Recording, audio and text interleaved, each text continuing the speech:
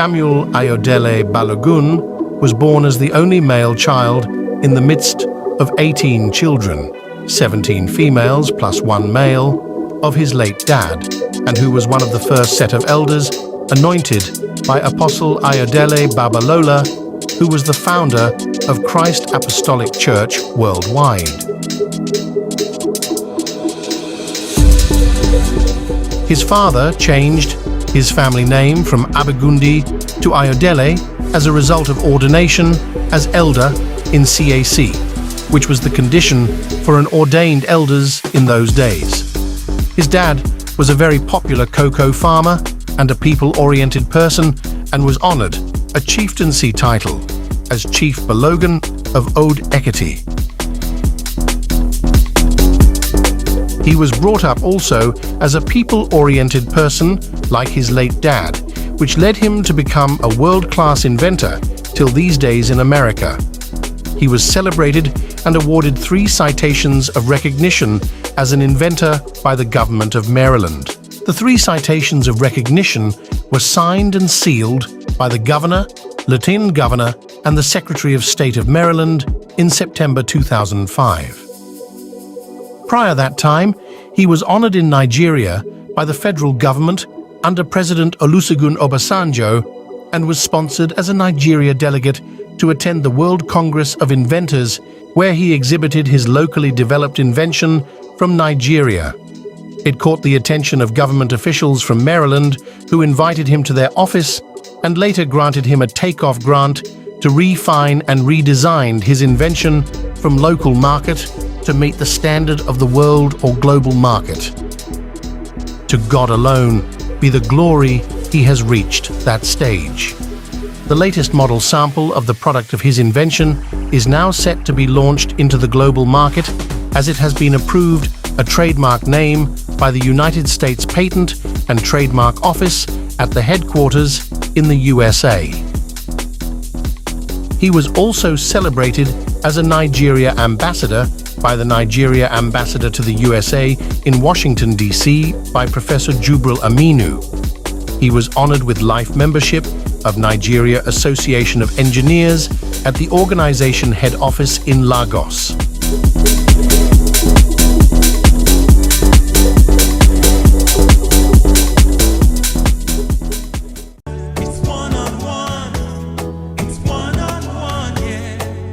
Hello everyone, welcome to another episode of One-on-One with the CEOs and best setters, and I am your host for today. Ujuna is a selfless woman who has passion for the teenagers, especially the girl child. I put them off the streets and I gave them hope, give their lives meaning, and promote moral in their lives. So it's been on for over years now, and it is still on. So for today, all the way from Kaduna State, I welcome you, sir. I welcome you to One-on-One, and I welcome all the viewers all over the world. And I want you to know that we have a wide scope of coverage that is watching you right now. Reverend Samuel Ayodele Balogun. Please pardon me if I don't pronounce the name very well, but I know we'll be having a good time today. Our priority is to promote CEOs and pace setters. We have guests from all over the world, but our priority is to promote you as a CEO and as a pace setter across the globe towards making you all known and respected more around the world, and to connect Africa to the world as we promote the beauty and culture and investment opportunities in African countries in the world to further attract credible investors. Once again, this program is brought to you by Bridge Africa Media Network and Afri2 TV. So viewers all over the world, we have the pleasure to welcome every one of you. So if you are CEO or pace setter and you want to open yourself and business to the world, by sharing your activities with our global viewers. Please feel free to contact our executive director in the person of Mr. Kolowole O. Michael, JP. Sir, once again, you're welcome. So now we're going to begin our questions for you for today. The number one is, sir, introduce yourself for the benefit of our global readers and viewers who are just meeting you for the very first time. Thank you very much. Thank you, sir. I appreciate this wonderful opportunity to be on this platform today. It is the Lord's doing. It's not by my power. It is not by my wisdom. It's not by my communication technology, because I'm zero to that. But God knows how to do things in a mysterious way. So my sitting here before you, I believe, is the hand of God. Therefore, I will let you know my name is Samuel Olusegun Ayodele Balogun from Efon Alaye Kingdom in Ekiti State. Many people put reverend, many people put prophet. They will call me prophet. Some people call me bishop. Some people call me engineer. So, but God called me Samuel. Thank you.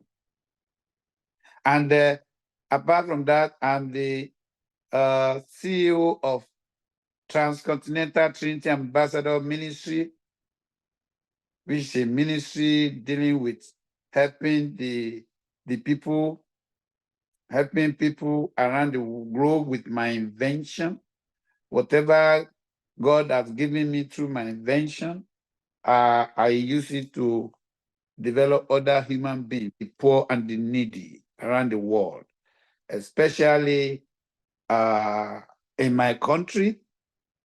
My promise to God before I travel out, when I was getting my visa at the entrance, they say, hey, you are so young, you have worked in the bank. You are so young and you are so brilliant. If you get to London and they give you a job, would you like to stay there? I say, no. I come to study academically and also to study practically. Possibly I can get some technical training in addition to my academic training. And I want to go back to my country in order to contribute my own quota to the development of my country.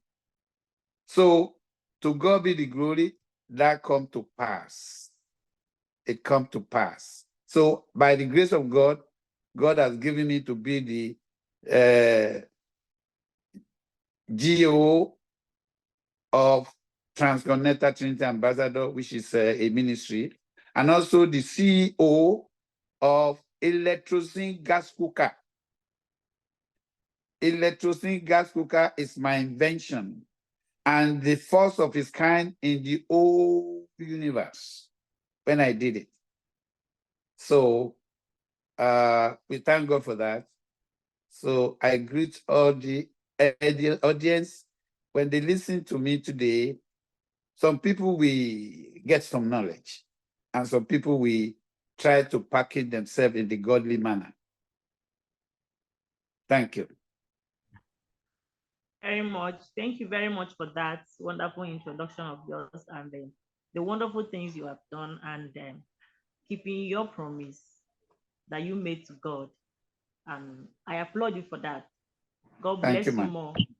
Yeah. Thank you, the ma'am. second is what motivated you into what you are doing currently or into what you've done? How did you come about that? Thank you. Yes. That was a very inspired question.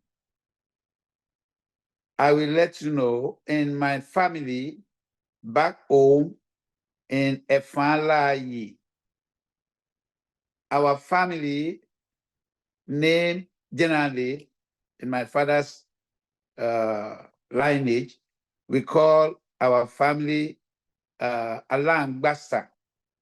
Alangbasa, Okuni Baba Omi. That is the general, very popular identity of my dynasty, which is where my father comes from. My father is the first son to that family, and he has brothers. And we are the children. We children, they always give us Oriki. You know, that they will say, just like Alias, they will say Alangbasa Okuni Baba Omi. When they say that, we feel elated, we feel excited. So why I'm talking about that family, if you go to my town today, Efalaye, and you ask for that family, it is very popular. We are known to be creative. In that family, we are very creative. And my father, who is the junior brother to my father, you know, in our culture, the father who are brothers, they are your fathers. You don't say, if you see any of them, they are your father. That's the way it is in our culture. And I can't see your face, man. First person in our town that was repairing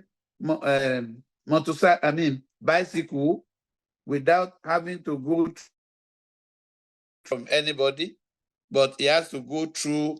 It didn't go through any training, but suddenly he started being a repairer man for bicycle. Nobody gave him training. And he started renting bicycle out to people. So we stood little kids. Little kids used to learn, used to rent bicycle when they are, they just love to train how to ride bicycle. So he will repair it for people who has bicycle without anybody teaching him or taught him before. Again, his first son. His first son is my senior brother. Is my senior brother now in the entire family of Alangbasa. His name is Baba Tokpe.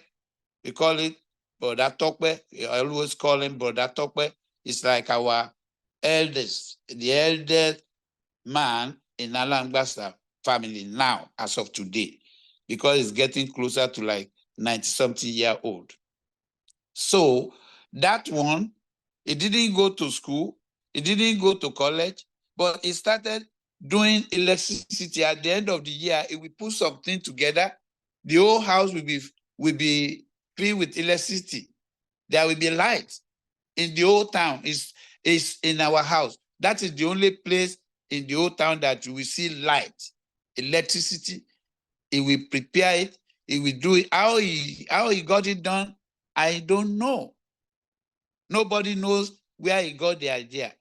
He himself is, just did it in a mysterious way. So that is the introduction about our family, where it was like an inherited, what do I call it? An inherited stuff from my family lineage, So, but when I started my secondary school, God gave me knowledge to be very brilliant, a science student. And at the penultimate year, the year that we are going to pass out graduate from high school, my principal called me into his office. He said he wanted to know, because I was selected as the laboratory prefect. And before you can be a laboratory prefect in those days in our high school, you have to be tested, and you have to pass the exam for all the science subjects, physics, chemistry, and mathematics. So, and to God be the glory, I was the prefect that year.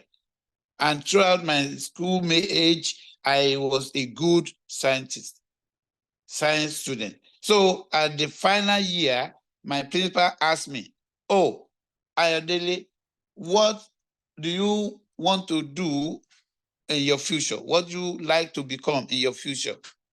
Because everybody believes that you are just your uncle. That my uncle is the one that was the first Obashigun of Ilu Ibadan, because he was into medical practitioner.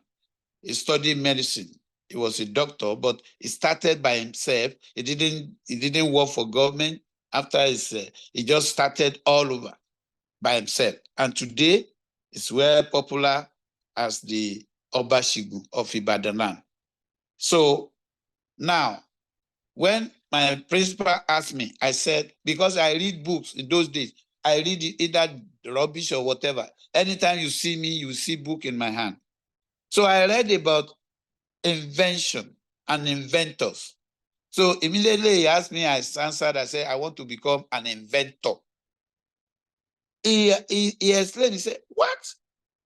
Inventor is not meant for people. You cannot become inventor. You cannot go to university for it. It's meant for people with extraordinary knowledge, deep thinkers. He said their IQ is extreme. It's just very uncommon. He said, so they don't teach it in the university. You can't learn that from any college, no technical college. We teach you how to become inventor. And in the whole Ekiti state, how many people do you see they call inventor? None. It's not a common thing to come by. He said, now, but we think you are going to be a doctor like your cousin in Ibadan. I said no, because that my cousin used to come and see me all the way from Ibadan. He would drive down to come and see me in my school, to come and visit me. So people knows him, and he was very popular in Ibadan those days. So I said, no, I don't want to become a doctor. I want to be an inventor, when he asked me the second time. So that is what motivated me to become an inventor today. In Nigeria, I was celebrated as an inventor in Nigeria. And to God be the glory, I was sent to come and showcase my invention from Nigeria by the federal government during the time of President Olusegun Obasanjo. I was selected as a delegate to come and showcase my invention in Washington, D.C. During that, there was a conference of the World Congress of Inventors that was going on. So I was here. This is how I came back to America. Of course, I've been in America. What am I now saying is that according to what I said, and I work with it, and this is what I become today. Although it has not, it has reached a stage to become a big thing in my life.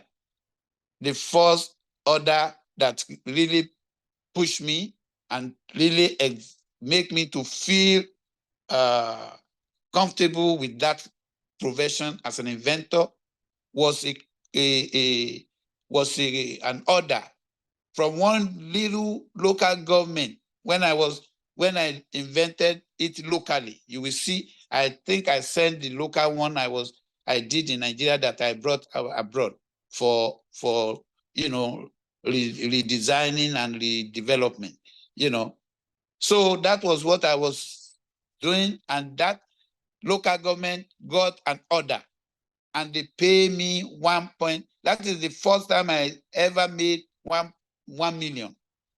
They pay me 1 point something million, that time 1.475 to be specific. And they pay me. I said, wow. And the Lord said, yes, it's going to go around the world, because God gave me that invention when I was duped by a bank, this modern day bank. And I was doing a business, but my business that I brought to Nigeria was duped by a bank. they said they got bankrupt. And when they said that, I said, got bankrupt? I said, wow. We did everything to get our money back. The money that I used to run my business in Nigeria, that business was called Transcontinental Business Coordinators. I was representing an overseas company that I met in China to sell their product. But all of a sudden, my running capital was duped by that bank. Then I prayed. God said, go to your office, stay there for 3 days.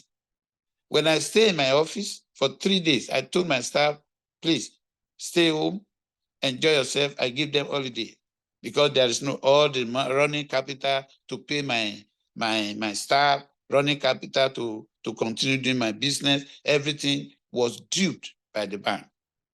So I stay in my office and I was praying. The third day, early in the morning. You will not believe it. And many people find it to believe when a man of God said, I saw this, I see this vision, I saw this. No, but this actually happened to me. An angel busted into my room suddenly. It's not that he broke through, he broke my door, but it just appeared like that. And he was holding something. And I heard a voice say, my son, my son, my son, this is why I brought you to Nigeria. Take this and go with it. It will go all around the world. Use it to help humanity. And it will be a great thing for your ministry and for the country of Nigeria, because you have promised to contribute to the economy of your country. And it disappeared. But what I saw is I just imagined what he was holding that he said I should take. I just imagined it with my head and I drew it the way it should look. I didn't have workshop. I only went abroad to China to learn technical in a technical college for free. They gave me free tuition to come because of my passion. That was after my 4th degree and master and fellow in administrative management when I got that. So, but I still have the passion to go technical to do this. But when my business was duped, immediately I saw that thing. I got it. That is exactly what motivated me the last time to really go into invention deep. This is because the money to run my business is gone. Nothing to, but through this invention locally, nobody knew that I'm one of those that the bank duped. Nobody. Unless the person I actually tell, because money was flowing in when I started. I started it. I create my stock house. I turn it to workshop. I bought the machinery I need to buy: painting machine, grinding machine, bending machine, all the things. I loaded it with the little I have in my other bank. I just started it. And while I was doing it, one of my technical manager said, hey, sir, you have connection. You always go to Abuja. You always go to the church to worship with President Obasanjo in Aso Rock. Take a contract. Go for contract. Take a contract, and they will give you a huge contract. So we can go to Abuja and work and do wedding services for the federal government. And it's going to be a huge contract. He said this that we are selling 10,000, 5,000, 15,000. You will make a big money. All you need to do is to give some to some of the official of the government and run back to America. Then you become multimillionaire. I look at that man. I say, look, I'm not about the making money in this case. I'm not in the, this is the contribution God gave me. And that time that I'm talking about, the kerosene was very, very expensive. Gas was highly astronomical when we are talking about price. Many people cannot afford gas. And to get kerosene, which is for the common people, you have to sleep in the gas station for days. Even gas was so hard to get. I mean, petroleum. If you want to fill your tank, you have to stay in the gas station. There is queuing line. But to God be the glory. I have friends that we call my staff. Hey, our gas is come. Bring your gas cow and fill it. That is how I enjoy it. In a nutshell, this is how I became a better. That is all that motivated me. That is it. Thank you very much. Bridge Afrique Magazine is the award-winning and globally respected publication for authoritative information regarding business potentials and opportunities in Africa of interest to China and beyond. Your business doesn't get to Africa if it's not on Bridge Afrique Magazine. We are the official magazine of Ethiopian Airline. What are you waiting for? You can contact us +861 391894 3324. Your business is next in line. It's now official. Join me on Facebook for exclusive updates and interactions.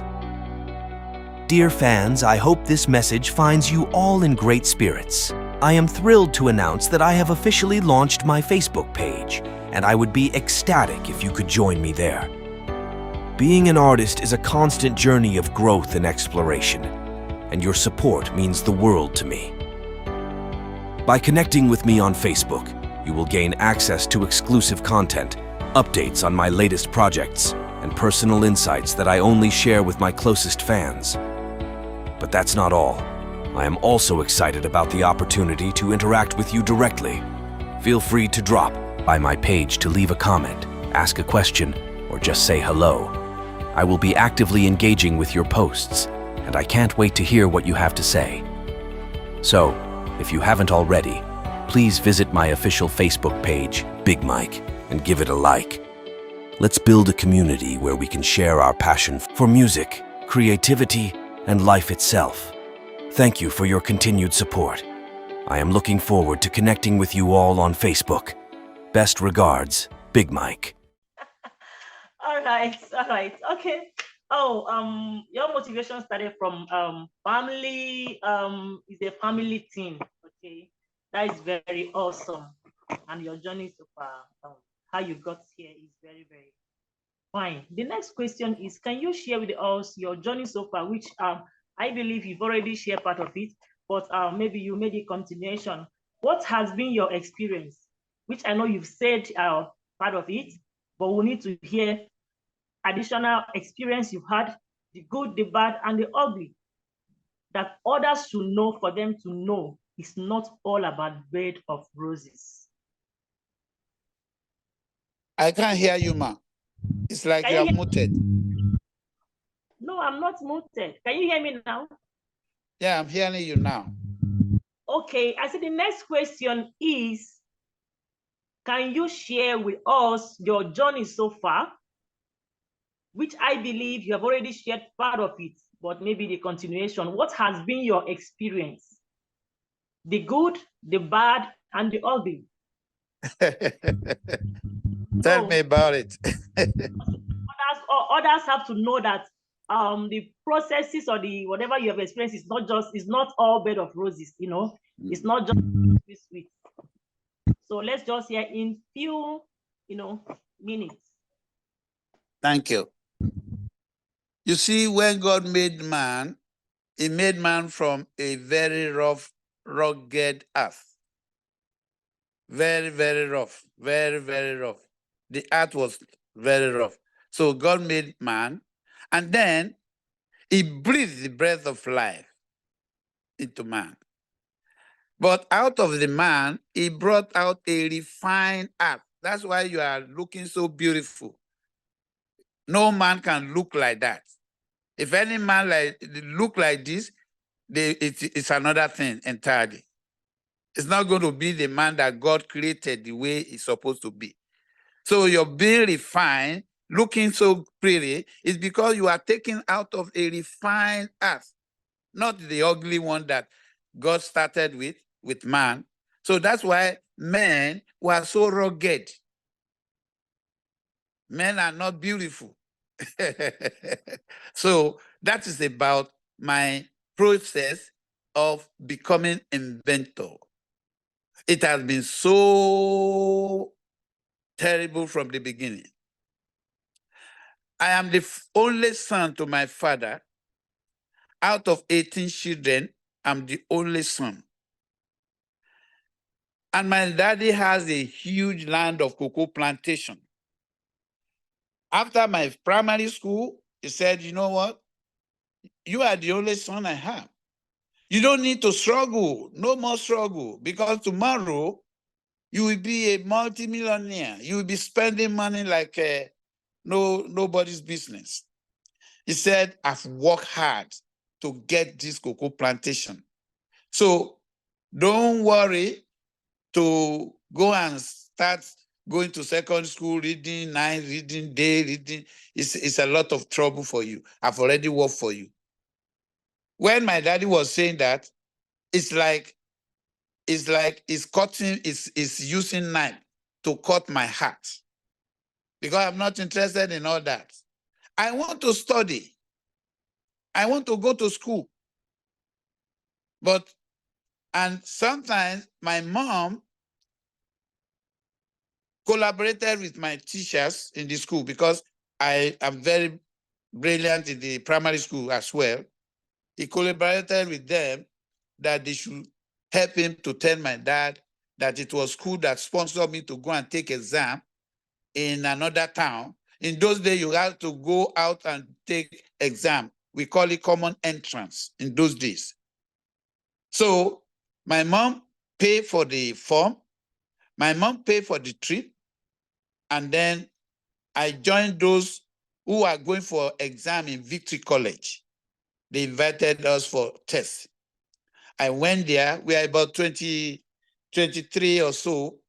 And then out of all 23 or 24 of us, we were only 4 of us or 3 of us that were taken in Victory College, because Victory College is one of the most popular high school in the entire region in Yoruba land in those days. It's because it's a Catholic school. So there are a lot of white people teaching there, and the environment is like you are abroad.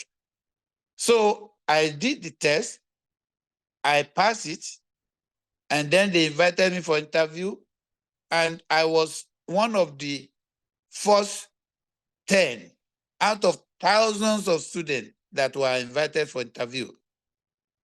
So, and according to that policy of the school, the first 10 to enter, when they do the first classwork exam, the first term, and they are seeing the first unit in their class, they will all be given scholarship to study as far as they can do. So, but I was invited for interview. I passed the interview as well. So I was given final letter of admission to Victory College. I'm telling you now, what I'm telling you is the story of the ugly. Now, when I passed the exam, my mom went back to the teachers. Can you come home? Can you please come to my dad, to his dad, and tell him that the school has successfully picked his son to go, because he passed the exam, the school want to send him there. The plan of my mom was to get loan, because my daddy must not know that he was involved in this act. That is the reason why my mother was using all that trick. But when the teacher came and disclosed to my dad, congratulations, Dad, your son, is a very brilliant child. Yeah, and I was only tiny that time. And he said, congratulations to me, to my dad. And my dad was saying, they say I passed the exam because the school sent me among some students to go and do the exam. And they said, now He's been admitted. He's going to start the school so date. He had to buy this, buy that. When they all went, my daddy was not happy when listening to all that. He was not saying, oh, praise the Lord. And he was an elder in the church. He built 2 churches for the Lord.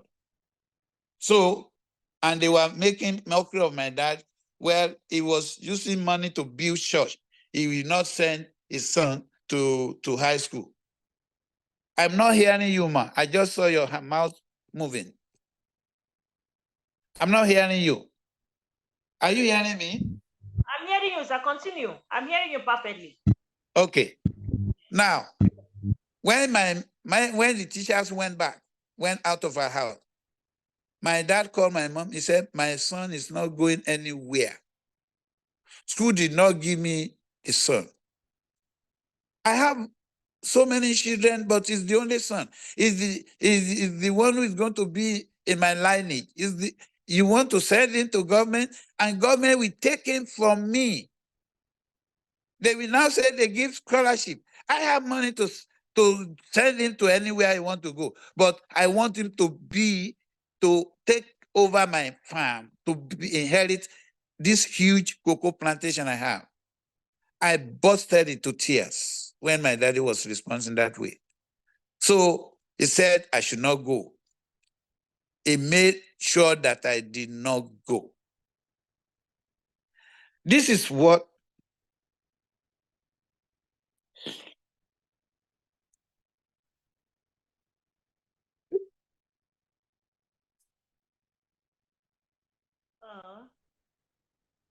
this is what prompted me to go to Lagos.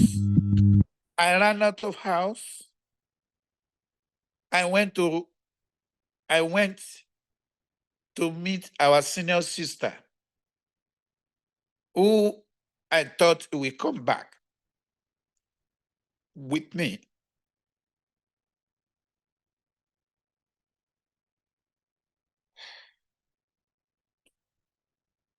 I'm sorry. It's okay. So when I got to my sister in Lagos, because my mom took me to Lagos, he told my mom that I should be my mom should not worry. He should leave me behind and go back. That she doesn't need to go and meet my dad for that. That my dad has promised all of them that they are women ahead of me, they are my senior, that is going to give them money to start business in their husband's house. That this year is the year that our dad promised to give them money. So it doesn't, that I'm a man, I cannot get pregnant, I should stay with with her in Lagos, that when the time comes, my dad will send for me and send me to school if he wants. So my mom went back feeling so disgusted and feeling so bad. And all our hope was shattered by my senior sister. That senior sister was the elder, was the first son, was the first child of my parents. And he was with her husband in Lagos. And her husband is an engineer in textile industry in Nigeria, in Lagos, in Ikeja. So, but when I was there are a lot of challenges I faced. That's what prompted me to go and do a house servant.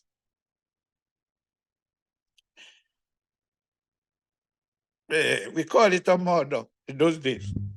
It's okay. Try to hold yourself. So I went to that until I got to one man called Lawyer Duarte. Lawyer Duarte was very popular in Lagos. In fact, he was the richest man. I can say he was the richest man. And that is where I have been working with different people at some other, but they treat me so badly until God helped me to connect with somebody who finally took me to Lawyer Duarte in Lagos. It's in Odunlami Street, between Odunlami and Kakawa Street. That is his house, one 5-story building.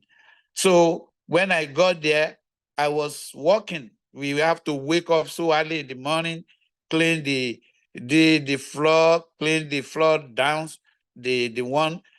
all the story building. We have to go there and clean and do cleaning. And, as houseboy, we have to do a lot of work. And when we finish by 9, we always finish by 9. After 9, then we are free. They always give us 3 penny. It's our feeding money for the day. 3 penny. And they are giving us 15 shilling. I only know what I'm getting, but I don't have it in my hand. I only know that I'm working. But the person that is taking the money is somebody else, which did not give it to me. So anyway, there was one day, because when I finished my work, I went to Tinubu area to go and eat, and I come back home. I will go into the library, into the bookshelf where they store the book of Lawyer Doherty's children. The book, I will see mathematics, I will see arithmetic. But arithmetic is what I'm capable of doing. And English. There is a book called First Aid. I used to read it. I used to learn it. And there was one night, a woman, one of the wife of the Lawyer Doherty, came down to the kitchen area where the bookstore. It's not library, it's a bookstore where they store the books of those children that have gone away. So he met me there. He was saying, Shegun, what are you doing? And he saw me. He said, I always see that you are in this place. What are you? You are so interested in book? Don't you have parents? He was asking me the question. I say, I have parents, but I have parents, but my dad doesn't want me to go to school. That woman felt so sorry. He's so sorry. He said, okay, I will see you tomorrow. And when he came back, he asked me if I buy you a form to take secondary school exam, will you be able to pass it? Because lawyer will not allow any of this housework service to go out for lesson. Otherwise, I will have arranged lesson for you, but it's not going to be possible because you are here to work. I say, ma, if you try it for me, I will be appreciative of your effort. I will try and read more so that I can pass. So I used to stay all night sometimes, working arithmetic, because that was my best subject when I was in primary school, and English. So I'll be working to the night, and I know. And when I went for the exam at Eko Boys High School is at Idioro area in Mushin, Lagos. Idioro, that is where Eko Boys High School, and it's one of the best schools in those days. It's only boys, no nonsense. And all the children of Lawyer Doherty went there and they come out with flying color. So that is where they want me to go. So I did the exam and I came back, to God be the glory. In those days, they used to put the name of those students that passed in Daily Times. Daily Times has been for a long time. So when this woman came in the morning, he was saying, Shegunda. And he saw me. He was showing me the newspaper. He opened it, he saw my name. She hugged me.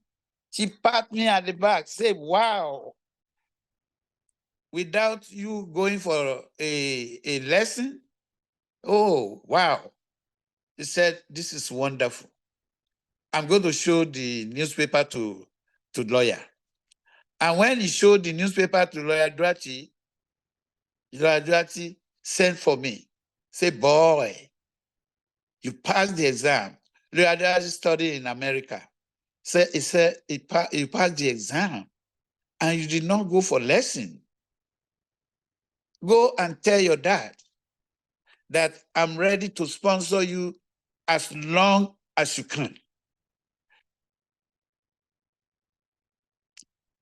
Anywhere in the world. I will even take you to America after your secondary school.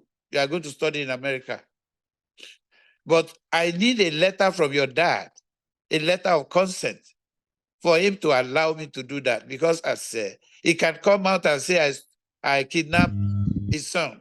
Some story you are saying, I quickly get, sorry, No problem. Thank you very much. emotional somehow. Sometimes I tell a story, I be emotional about it. That's what brought me to feel like that. So when he said that, I prostrated. I said, please don't let my dad hear about it. The lawyer said, why? I told him the way I told the woman, his wife. Because if he had, he will not allow it. Because he has money. Because this is a man that a lot of people work in our farm that he paid them. And when he sell cocoa, one time, it will be a huge sterling pans that he will put it on the ceiling. There is no bank in the environment in those days.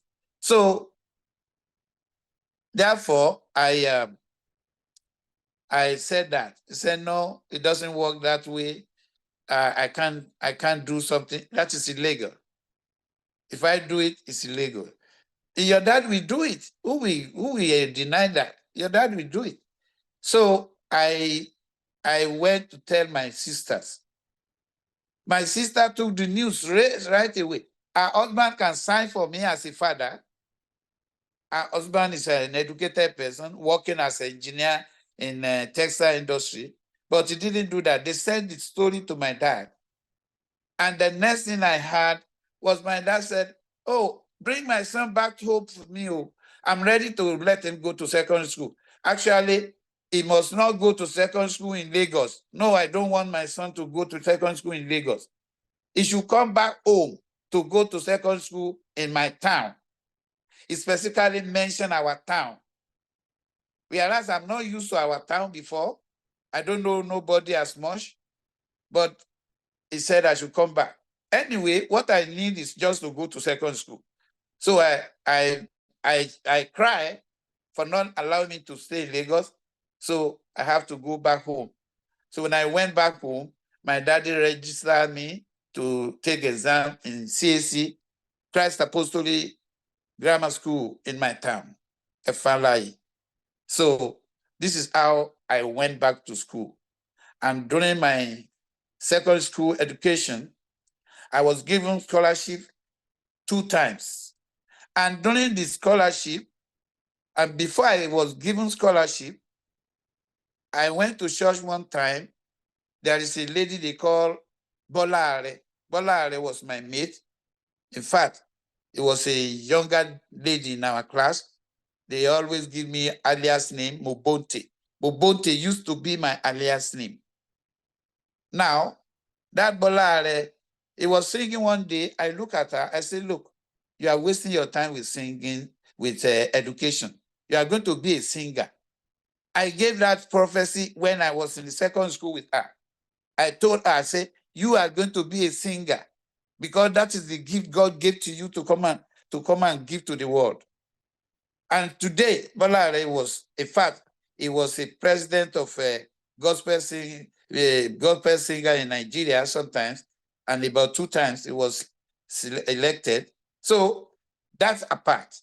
This is how I get out of secondary school and I travel abroad. I work with first of all, I work in the engineering department of P&T. P&T gave me a scholarship to study, and then they brought us back they distributed us back to all the exchanges. And I was sent back to exchange in Ibadan. They call it Oniyani Exchange. That is, they call it P&T, Oniyani. Today, P&T has become United. It's no longer, because in those days we use analog. Today they are use digital. So that makes it different. We use hand to roll analog to make a phone call, but this time you just press button and make your number. So that is I have told you the the good part of it is the federal government knowing about me through the Oyo State government. Oyo State government used to take my product. They will pay for my transportation and all that. They take me to exhibition all around the country. And later on, they introduced me to federal government. Federal government now invited me, and they selected me to go for this pro conference that was taking place in Washington, D.C. And the good thing about it as well was the state of Maryland, having seen my exhibition, they invited me to the office of the governor, and the governor organized my celebration in Maryland, where they give me citation, 3 citations. I can show you in my office. I have the citation here. If you look at this, you will see the citation number 1, citation number 2, citation number 3. And the federal government of America gave me the state name, the trade name for Electrosine gas cooker for my invention. And the invention, I believe I sent it to your group. I sent the old fashion of it, because the new model now is what I want to launch to the world, to the global market, after they have given me the trademark name. So I've gotten the trademark name to the glory of God. It happened mysteriously, because they said, oh, they don't give Black people, especially from Nigeria, they don't give a trademark name to they don't consider their invention. They don't do this, they don't do that. But I said, if it is for God, it will be done. And 7 years after my application, every year we have to renew application every year. And the man of God called from Nigeria doing online prayer program, Dr. Chris of ODM, our daily manner. And suddenly I just asked my member, join for Dr. Chris. It's going to be on, I've never met that man. I've never talked to him. And on the very day that his program online prayer was going on, there are thousands of people already online when I joined. So he just mentioned, he said, there is one man of God on this line. God sent you to with a project to America. Please don't be hasty to return back home. Make sure you get that what you are waiting for. You have already decided to come back home after you have exactly what he was talking about. And he mentioned Samuel. Dr. Chris of ODM in Nigeria, very popular bishop, is now Bishop Chris, Bishop Dr. Chris. So is the owner, the founder, the inventor of our daily manna. He said to me, I shouldn't hurry to leave America, because at that point I've decided this is the one that I sent to you, which is more global, acceptable than the one I brought to that exhibition. So when he said that, and we are in the 6th year that we have been waiting for this trademark name, and every year you have to pay certain amount to renew your application every year. Then they have to ask you question about certain thing which is technical. You have to answer it. And when I'm done, I was tired because I made money, 1 million from a single local government in Nigeria. I said, no, I'm done. I'm going back. I've told my wife I'm going back this year. That is when that prophecy came. And when I heard that, my wife also heard it. We were jubilating. Guess what? As soon as we entered into the 7th year, a call came to our home. They called our home, and they said, the lady, it was a lady. My wife picked the phone. Guess what? He was declaring that, congratulations, your trademark have been approved. Wow. That is the good part of it, my sister. That is the good part of it. My wife was actually, I was rolling on the floor. We are praising, praise the Lord. I'm living in an environment where you should not make noise. But I made that noise like the house want to collapse down. And people around me, they were already sneaking out of window. What is going on in that house? So this is the good part of it. I have gone through the good, the bad, the good, the good, the bad, the ugly. That is my good, the bad, the ugly. So I thank God today. I'm looking for people all over the world who can help me out to launch this to the global market. I've registered the name of the corporate, I've incorporated the name of Electrosine in American business line. We call business. I've registered as a business corporation. I've had an account in America for the project as well. And the Lord said I should go back to Nigeria and register it with CAC, Corporate Affairs Commission. So I've registered it in Nigeria as well with Corporate Affairs Commission. Actually, before I left Nigeria, I had patent of it approved in Nigeria before I left. So to God be the glory. This is thy story. This is my song. So I thank God for it. With you and relating with you, honestly, this is big congratulations to you, sir. Thank you.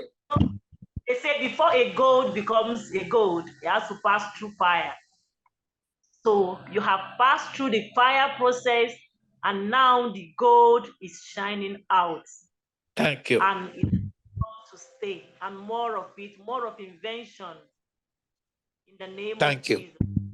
So my question, so that we don't take much of our viewers' time, who has been your role model on this journey? Your choice of discipline.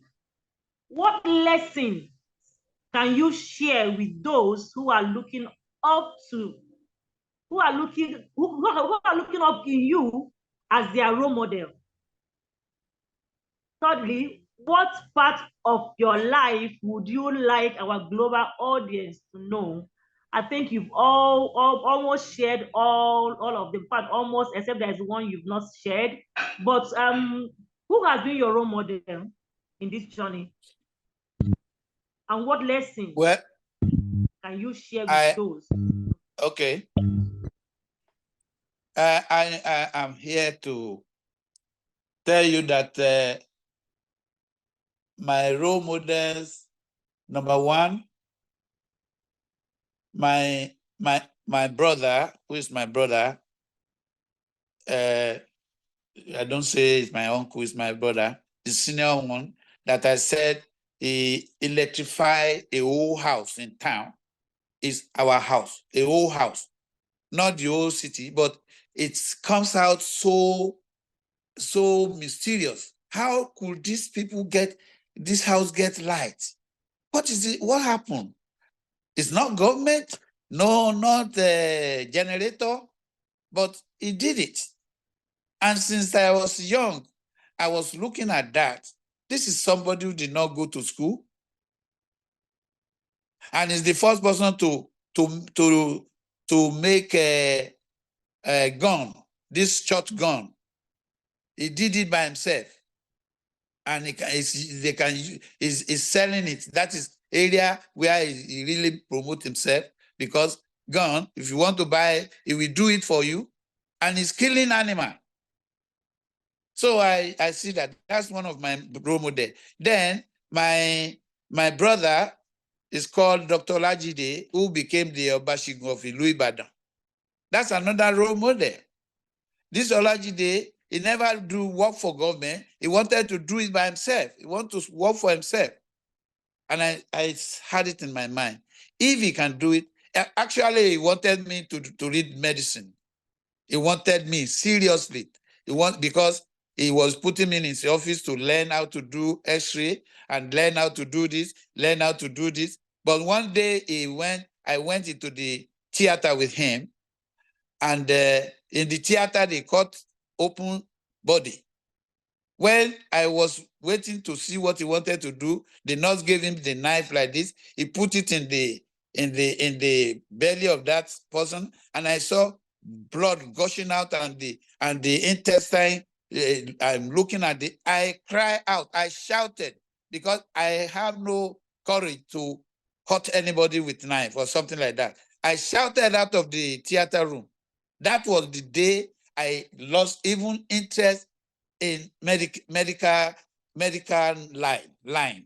That I lost completely interest. Even though people thought I'm going to become a doctor, but I lost interest completely.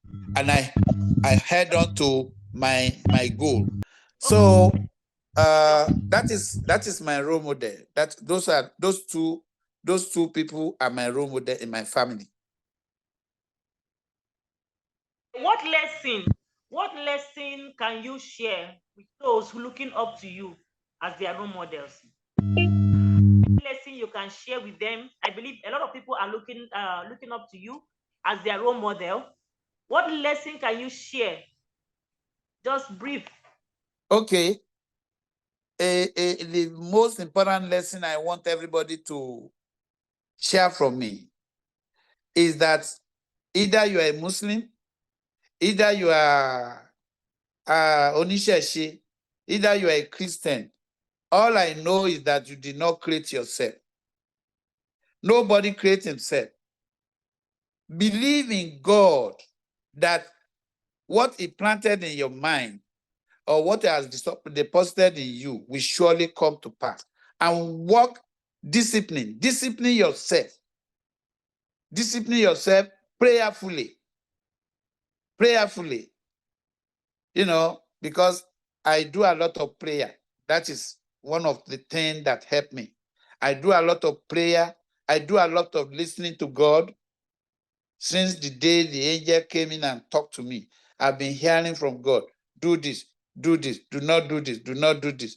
So either you're a Muslim, it doesn't matter. Either you're a Christian, you will hear God talking to you within inside of you, the way you should go.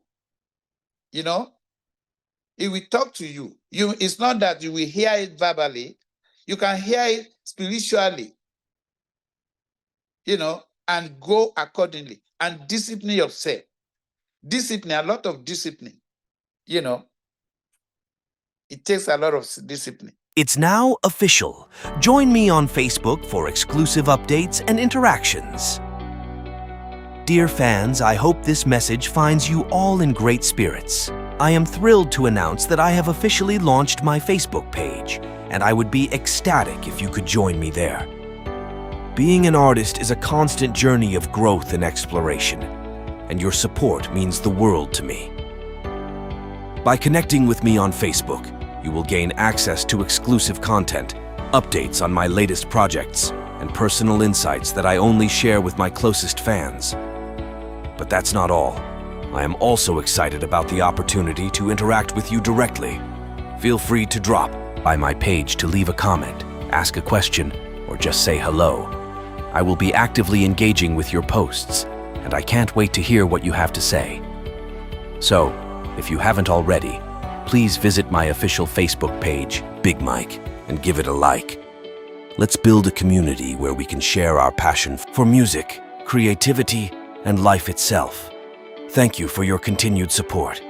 I am looking forward to connecting with you all on Facebook. Best regards, Big Mike.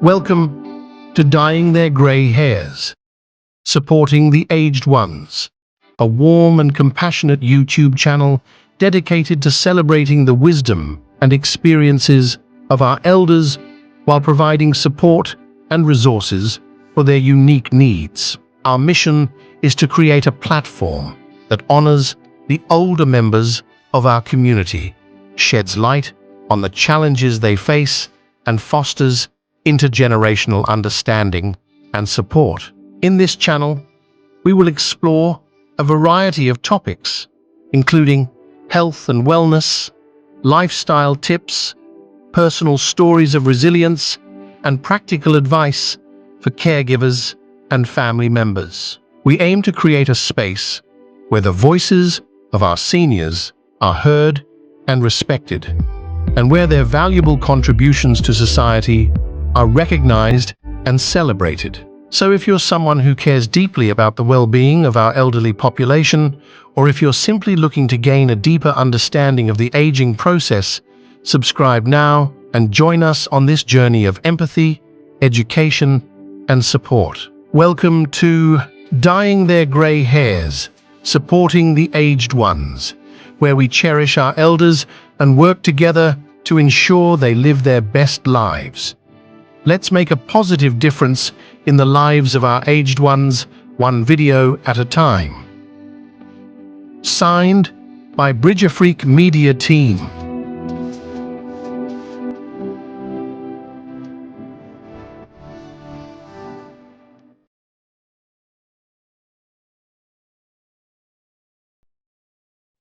Okay, a lot of discipline. All right. The next question is, I think what part of your life would you like our global audience to know? What part of your life would you like our viewers, our audience to know about you? Okay. Well, the part of my life that our listener all over the world should know that I'm not hiding. It's not palatable at all, but it's very ugly. That is the challenges about wrong relationship. When we talk about marriage, wrong people just, because I'm so passionate, and I'm so loving, I can give anything. I'm so passionate.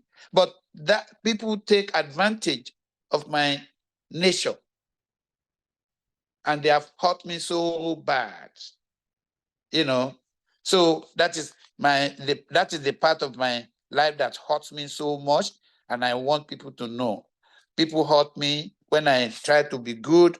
I do good things. I do good to them, and there are so much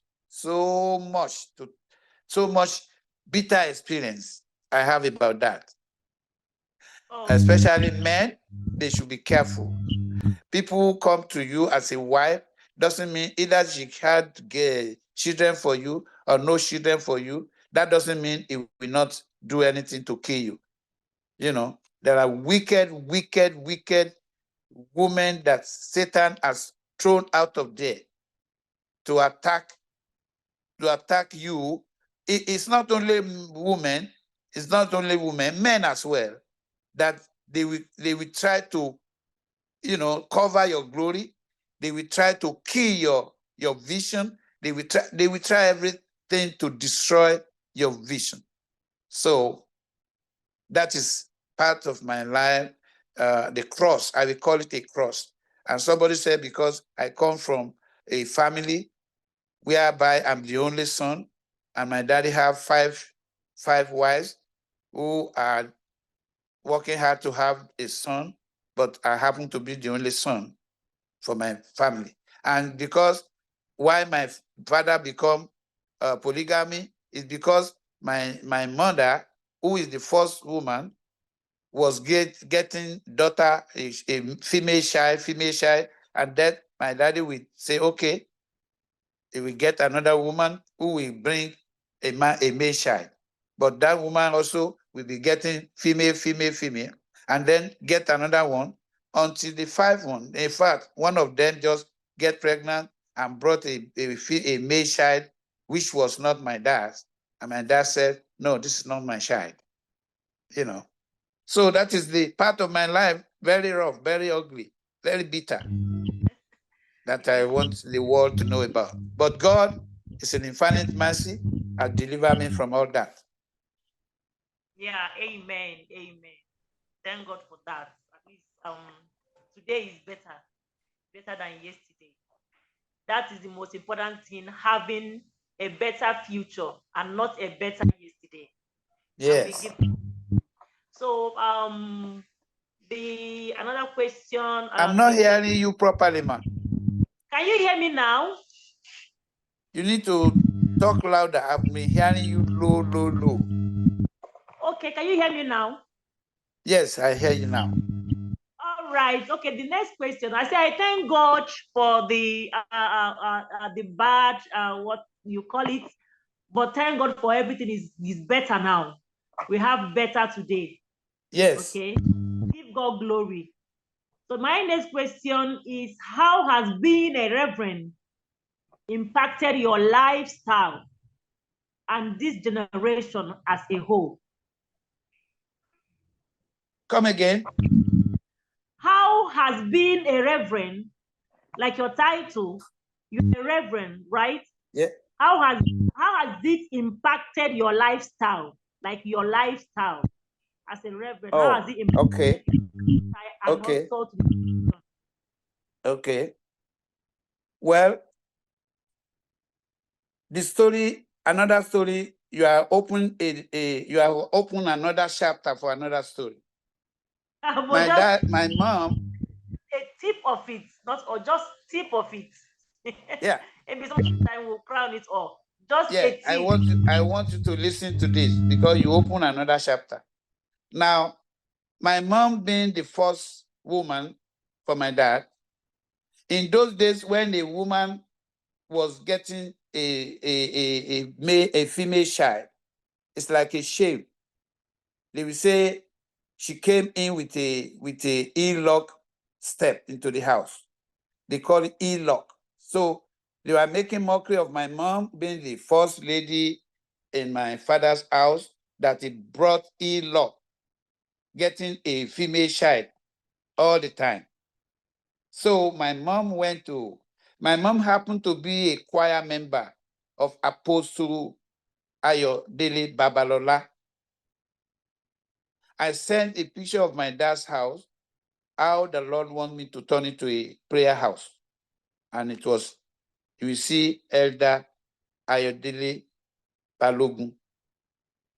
Elder, he became, my mom was the one who brought my dad into CAC, Christ Apostolic Church. So my mom when she was facing this challenge of mockery, she went to the mountain. You know, CAC, we are good at going to mountain to pray. And the prophet of God came to him and he said, "Woman, you are going to be the only person that will have a male child in your family. But the male child will be a servant of God. His name will be Samuel. And his another name will be Olusegun. My name was given before I've ever been conceived to my mom. And he said, when you get conceived, do not stay in the family. Try to go out of the family and hide in another place." This is how my mom got pregnant in that month, my mom got pregnant for my dad. And she has already shared what she had from the mountain with my dad. So my dad agreed with her to go to live with her uncle. Then the uncle was a Muslim in that town. And he's an imam, very top-notch Muslim. And that's the person I grew up to know. And the person was training me as a student of Quran from childhood. I started my life as a Muslim. So until the end of my life on this earth, I will never be a person that will condemn any religion, especially Muslim religion. I started my life as a Muslim. So they said I should get to a certain age before they should take me to my dad. Because if I go to my dad below that age, my dad will live for me. My dad will die. So in that way, I become a mysterious child. So when I went to my dad after the matured age that the prophet said that I should be taken to my dad. My dad saw me. I was, my dad was a chain smoker. So he was being excited. He carried me and put a cigarette in my mouth. He said I should smoke it. When I smoked it, I started coughing, and I passed off. That was the day my dad never stopped smoking. Although I came back alive, he stopped smoking. That very day, he stopped smoking. That was the end of his smoking life. He used to be a chain smoker of cigarettes. So now, that is how, that is one of the parts, and that you want people to know about me. And what is the part B of that question? How has it been? How has been a reverend? Okay. You see, the anointing has been from above. The anointing of my life has been from above. When I was in the primary school, I never lived with my parents. I lived with pastor. I lived with reverend. I lived with teacher. Those people that are tough. There was a case, I was living with my dad put me with a policeman in our community. And the policeman, I was cooking, I cook, and I love soccer game. I was cooking, where I was cooking, I was playing ball, and I forgot that I was cooking. And the bean got burned a little. So I take it and I wash the pot. I don't want him to know that it's burned, but this man knew that the beans was burned. And when he beat me with you see, it's a police, he used a horse whoop. He used horse whoop on my back, that my back was open and there was blood. So on ordinary beans, nobody eat beans in those days. Beans is we categorize beans as a poor man's food. We don't even eat it in our area. All we know is inya, which is pounded yam. And, so he beat me like that. And when he saw his friend came to visit him, he saw him off. And I just carried my bag and baggage, I packed it. I went out of his house. I went back home. And I was crying. And my mommy felt sympathetic. He said, "What happened?" And I turned my back. Look at my back. And my back was already swollen with whoop and with blood also. And he was crying. He went to my dad and showed me to my dad and said, "Look at him. Look at the person you say you should live with, that stupid madman." My dad said, "Shut up, shut up, shut up." Then my dad turned to me. He said, "If you do not do anything, he will not whoop you. Go back there now. Go back." That day I thought,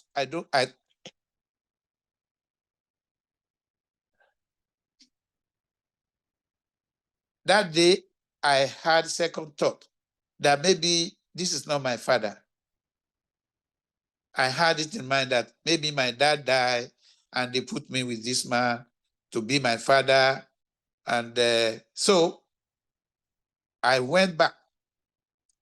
And when I went back, thank God, the man, because the house is close to where we live, so the man has not come back. And I was crying.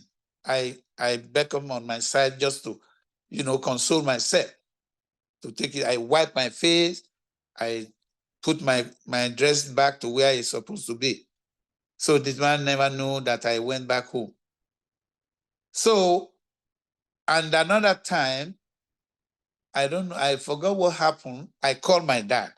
I said, "You are not my dad. That's why you are treating me this way." I said, "You are not my dad." I called him. I said, "Oh, no. There was my dad was celebrating something. I don't, whether it's a harvest. Yeah, we used to do harvest. Then it was giving clothes to everybody, all his laborers, male and female. And he gave me the same clothes. That was the first time my daddy ever gave me clothes or buy me a clothes. It used to be my mom's problem. Either we wear clothes, we wear shoes. These are the responsibility of my mom. So I called my dad. I said, Dad, please tell me the truth. I said, are you my dad? Are you the one who born me? And my dad, his eye was filled with tears. He said, yes, I'm the one that, I'm your father. I said, if you are my father, I said the day my master, the police beat me, and you said I should go back there. Why did you do that? Because it was still in my mind. So, and he held me to himself.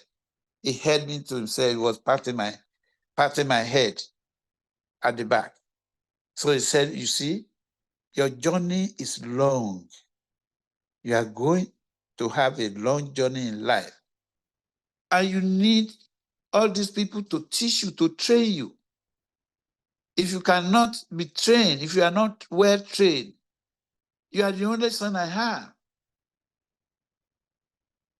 You need to be trained. Your journey is long. That's what my daddy said. It's not that I hate you. I'm trying to develop you.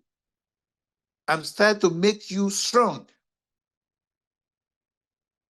He still heard me, and he was shedding tears on my head because I'm the only son. That is the only time I agree with him that he's truly my father. All the while, I never believed. So everybody has cocoa plantation. They want to send their children to secondary school. He didn't want me to go. I nearly killed myself that time when he denied me. So, but thank God today, the cloudy has cleared off. The rainy has gone. I can see clearly now. The rain is gone. The bright at the end of the tunnel is showing up. Thank you. Yeah, it's well. Your story is a very pathetic one. Your story is a very pathetic one, and I'm glad that it's a story now. And at the end of every tunnel, light shines, and the light is shining already. Yes. And I'm happy for you, sir. Once again, congratulations. So my final question here is, where do you see yourself in the next 5 years? Where do you see yourself in the next 5 years? Thank you very much. That's a good question. Thank you. I see myself fulfilling my promise at the British Embassy that I come to study academically and practically so that I can come back to my country and contribute my quotas to the development of my country. I want to see myself with people like, because recently I see 3 senators. I've forgotten their name. There is one Bello, there is one young men. They are senators in Nigeria. And to God be the glory, they were having the same mind that I had in mind. They had the mind to develop the country. They had the mind of using whatever they have to develop the country. They refused to take $150,000 SUV, where many people are suffering. They refuse it. So I'm looking for such people around the world who has people's mind, people-oriented mind. I have people-oriented mind because they wanted to take me. There are some group of Americans who want to finance this project, but when we began the contract, I said we are going to have industry in Nigeria. We are going to plant industry. That's my goal. I don't care how much we are making, but to have industry so that we can have job opportunity for our youth. But the moment they want to get the money so that we can. That is the old model, the one I sent to you. That is the old model, the one I did before. They wanted to finance that because there is opportunity for during our conference meeting, because we always have meeting. They told me that, well, in Nigeria, they are no longer interested to go with me to Nigeria. They are no longer interested to go and do factory in Nigeria. Because number one, there is no electricity in Nigeria. We can't be financing what we can finance here. Easy here in America, we have electricity 24/7. We don't need to pay extra for that. Here, and Nigeria is not secured. There's no security in Nigeria. They keep people just like that. Then they said Nigerian is with the religious situation, fanaticism. They are not ready to go there. I was so flabbergasted. I said, what? This is why you have formed a corporation with me. That this is the thing we agree on. If that being the case, I'm not interested in your working with me, in your partnership. Then they said, okay, we are going to sell the Electrosine gas cooker. We are going to sell it. I said, no, this is what I brought from Africa. You are not selling it. They insisted, all of them. They insisted, but my vote is supersede their own. But when at first, it was the lawyer that let me know that my vote supersedes their own. About 4 of them, they have already got a factory that will work on it by themselves. They have already done all their spade work. But at that point, I agree that we should sell it. How much do you want to sell it? They want to sell it 10 million. And they will give me my own portion because I have 55%. They have 45. So I say, well, if I get for 55 million, why can't, if I get that, I will be 55% of 10 million. I'll be able to go back to Nigeria and do another invention, and then I don't need to wait for anybody. But when I get to my lawyer, he said, your vote is more than theirs. So you can terminate their appointment as partner. So the lawyer technically do it. It's a Christian lawyer, that notwithstanding, Christian or no Christian, it could be Abosha. I don't care. But the God is in you. God is in you. That's what makes you, that's God in you is your religion. It's not about religiosity, people claiming bishop, apostle, reverend, or whatever, but there's nothing they are using to impart their nation.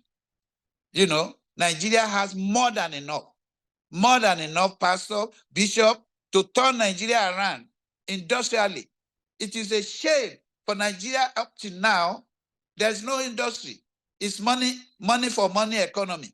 And money for money economy will soon be translated to hyperinflation. Hyperinflation is where a basket of money, of naira, a basket full of naira, will be chasing only one loaf of bread. That happened in Zimbabwe. But let us imbibe in industrialization. Nigeria is capable of doing it. We have brilliant people. Our youth are brilliant if they give them the chance. And we have brilliant people in the Senate, in the other section of the government. But our mind, just like the three senators who refused to take $150,000. You know how much $150,000 job that he could create, the type of industry that he could create in Nigeria. So that is where my vision is. In 5 years' time, I want to see our nation, be proud as African industrial nation, like Japan, like China. No youth play around in China. You can't see any youth without anything that is constructing or is doing. And job is full there. There's no joblessness in China. I was there for 2 years. No joblessness when I was doing technical training. So at this point, I want our leaders, good one. Nobody is bad. Nobody is good. Let me tell you that. But when you allow God to use your mind, then your bad nature will turn to good nature. That is what happened in the life of those three senators. Yeah. Wow, this is so wonderful. In the next 5 years, we want to have investors here, credible investors in Nigeria to open industries. That's a very good vision of yours, and I pray that God will grant this and bring it to life. Amen. All right, we have come to the end of this segment, one-on-one with CEOs and pace setters. Thank you very much, Reverend Samuel. Before you end, will you allow me to speak to the world, around the world? I am expecting people to help me financially to launch this project, my invention product. They have just delivered my latest model, the latest design. It's wonderful. There is nothing like that in the market.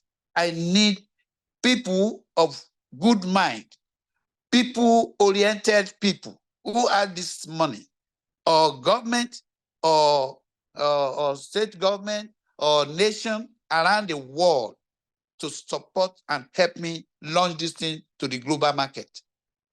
Everybody will benefit from it. All right, sir. Our global viewers have heard you.